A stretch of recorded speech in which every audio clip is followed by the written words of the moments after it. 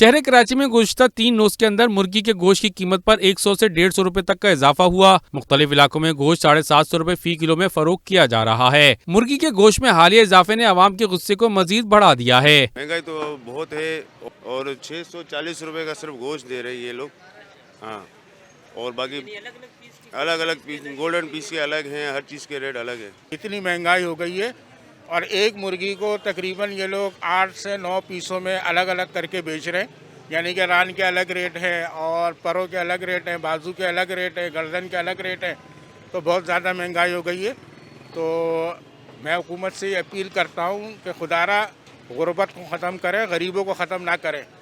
नहीं, अब एंड यही है कि खुदकुशी कर लें हम लोग, यही एंड है बस, और कुछ नहीं है।